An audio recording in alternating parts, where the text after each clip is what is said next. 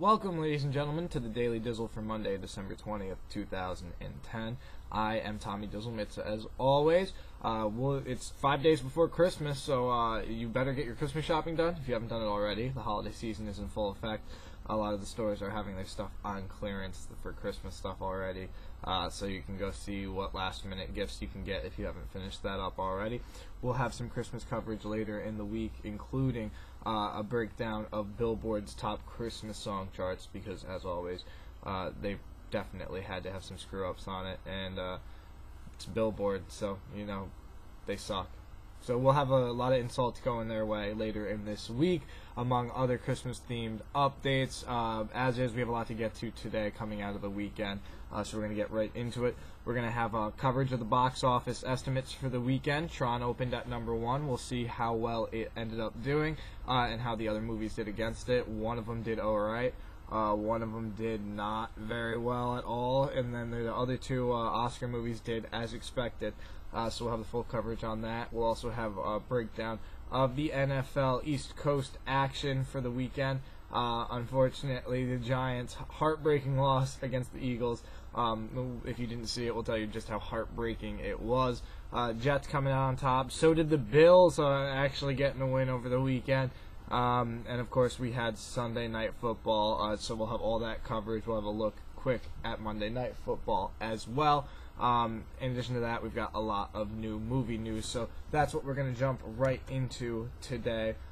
First news coming out, the latest news, McG, the director whose last name, essentially he shortened it and then took that as his acronym for a name. So MCG, the dude who did Charlie's Angels and the latest Terminator movie, which I didn't think was that bad, is apparently trying to nab the job of directing the movie for the Ouija board. Yeah. Apparently they want it to be like The Mummy and Indiana Jones. The Ouija board movie. Ouija board movie. From the same guy who did Charlie's Angels. I really, really hope that never happens. Otherwise, that might be one of the signs of the apocalypse. Other news, we've got the Salt movie with Angelina Jolie coming out this week on DVD. Unfortunately, if there is a sequel to that, the director of it has said he will not return. He did release a few alternate cuts of the movie on Blu-ray, and he says that it represents about everything that he could bring to the character, and if they were going to do a sequel, he would love to see it from someone else who has a completely fresh take on it, instead of someone like him who is completely out of ideas in regards to the character. And more Wrath of the Titans news, the sequel to Clash of the Titans last year. Sam Worthington, the lead actor from that, who was also in Terminator, he has said that he's coming back to it only to try and do things better, because he definitely thinks he didn't do a good job. The exact quotes from him about his work on the first one, he says that they're only coming back to try and make it better, because that's the only reason you should do a sequel. But his personal take on the first one is, I think I can act fucking better, to be honest. Just take all the notes from people that I've been reading about on the net and give them a movie they fucking want. This one I want to kind of try to satisfy a lot more people. I've always said you make movies for an audience, that's who you make movies for. The audience is speaking, it's like the old Gladiator thing. They give us the thumbs up, thumbs down. You want to stay alive in that Coliseum as long as you can. A pretty accurate comparison of Hollywood to the Gladiators, I guess. But it's going to be good, He's definitely going to be trying a little bit better. So we'll see how that one works. In animated movie news, DreamWorks Animation has picked up rights to a concept called Maintenance. The story follows the exploits of two janitors who work for Terromax Inc., the world's biggest and best evil science think tank. When they're not dealing with toxic spill monsters and menial time machine repairs, they have to contend with their boss, a multitude of mad scientists, jetpack-equipped cavemen. I think that's where I'm sold on that, but to finish it off, alien repo men and the cute girl who works at reception. So that definitely sounds like it was good. Mick G was being lined up to direct from a script by Joe Ballerini. I don't know who that is, but it's Mick G. Hopefully they keep him away from that as well. But even if he is going to direct it, I think that was when it was set up at Warner. So hopefully he is not going to be anywhere near that. Disney news, of course, they seem to be exploiting all their rides. Now they're exploiting a concept of a ride that never got off the ground. The Museum of Weird was originally supposed to be across from the Haunted Mansion at their theme park, and have like a restaurant attached to it that was supposed to just exploit some weird things like talking chairs and magical carts and stuff like that. So apparently they're turning that into a Night at the Museum type movie that won't be out till about 2014 or 2015, so we're talking years down the line. But Night at the Museum effect is being felt for years to come. There was an awesome movie that has been in the pipeline for a while, Abraham Lincoln Vampire Hunter. And apparently at this point, Eric Bana from Star Trek and from the Hulk, he is being lined up to play Abraham Lincoln, the Vampire Hunter. And apparently it's going to be directed by the same guy who did Wanted. So at least you know it's going to be from a guy who knows how to do action. And Bana kind of is at least close to the height of Lincoln for being a tall guy portrayal. So that should be a very, very entertaining spin-off concept of history. In the news of 24, with the last season having just come out on DVD, apparently the movie at this point that they've been trying to work on, that they said after the show was done they'd probably move forward on, is on hold at this point. There was someone who was saying apparently Tony Scott has a idea for the movie that he has to discuss with Kiefer Sutherland. So we'll see if that is actually true movie news or if that's just someone talking out of their ass a little bit, as seems to happen a bunch of times in Hollywood with some of this reporting.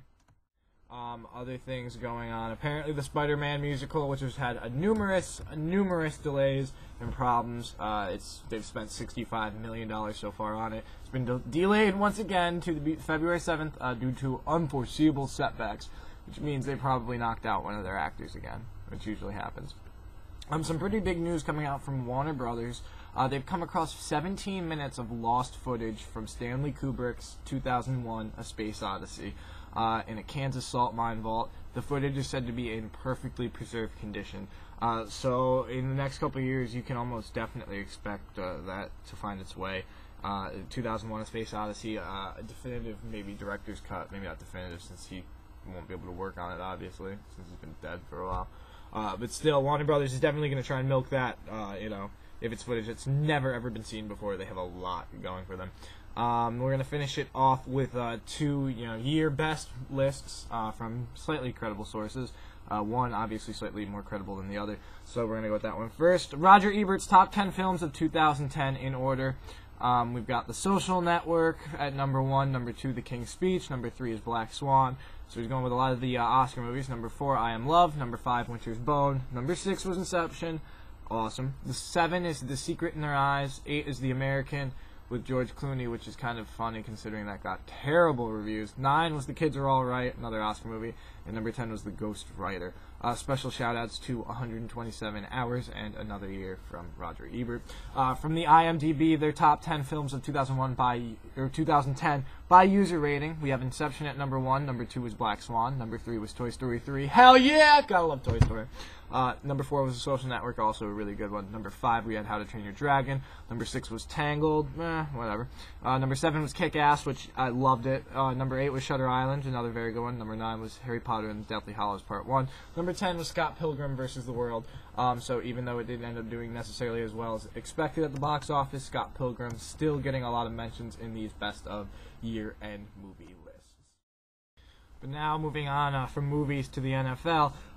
Big news coming out of the weekend in regards to the postseason. The Patriots at this point have clinched home field advantage for, in addition to clinching their playoff berth. In addition to that, Pittsburgh is in the same spot as them where they've clinched a playoff berth and home field advantage for that. Not necessarily based on any of their performances from yesterday for Pittsburgh's case, but still good for that team nonetheless. In addition to that, the Atlanta Falcons have also clinched a playoff spot as well. So going into the last 2 weeks of the season, there's still a lot of play to be done. When the smoke settles, there's going to be a lot of people upset because this is the closest it's been in a while. So by no means has anything been decided going into the final couple weeks of the season.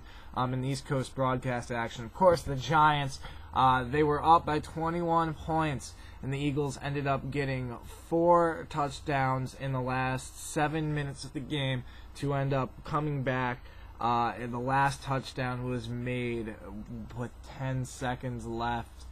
The kickoff to the Eagles, they got it. Deshaun Jackson took it. It was terrible. Absolutely awful. One of the most replayed things of the night for sure. And it was something of an anomaly this weekend, as apparently Philadelphia wrecked New York in every single sport possible, whether it was actual performances or trades that screwed over New York. So it was kind of an epic day to be in Philadelphia and not a good day for New Yorkers. However, if you were looking to the other New York teams to at least come back and make your day a little bit better, the Bills ended up coming out and beating the Dolphins, kind of getting revenge for the Jets' loss last week. The Jets beat the Steelers, so even though the Steelers didn't win, they still managed to clinch their division due to the performances of the other teams. For Sunday Night Football, Green Bay Packers were actually doing well for a while, actually keeping up with the Patriots. Unfortunately, they couldn't. They eventually fell.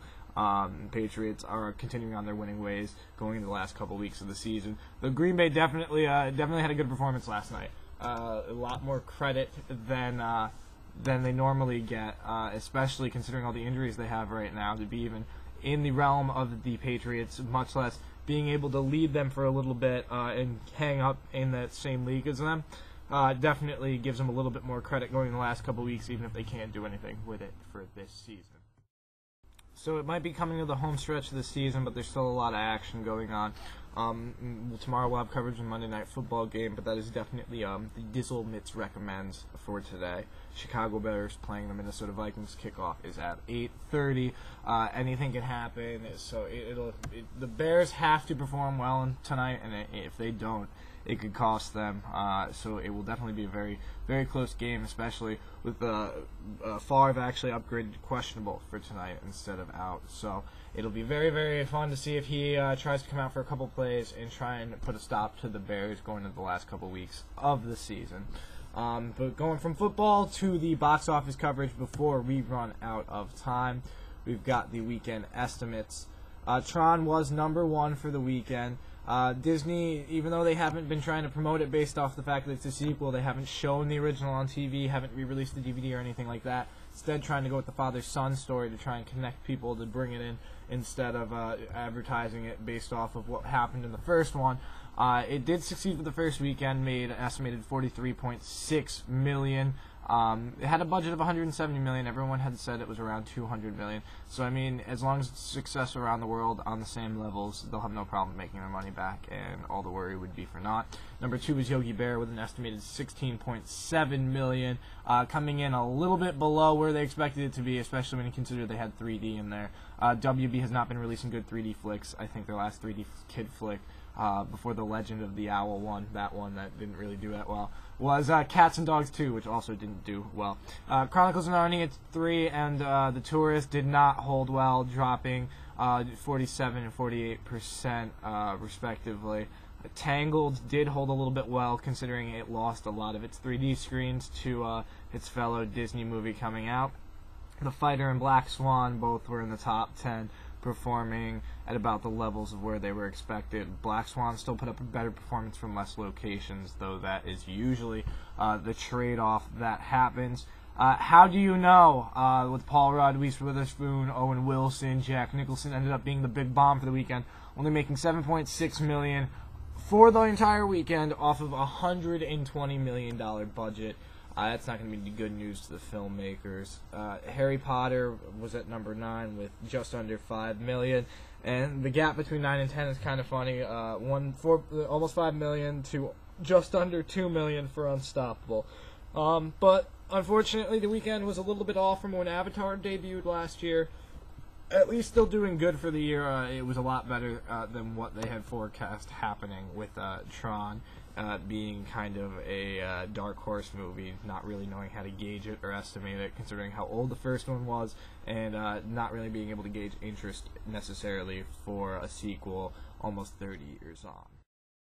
So we are out of time. We thank you guys for joining us as always. We hope you're going to join the Daily Dizzle up through the rest of this week. We'll have daily updates through Christmas Eve for sure, and then we'll have them next week as well. Don't forget to check out our YouTube channel. Check out our other original content. As always, I am Tommy Dizzlemits. We thank you for joining us, and we'll see you tomorrow.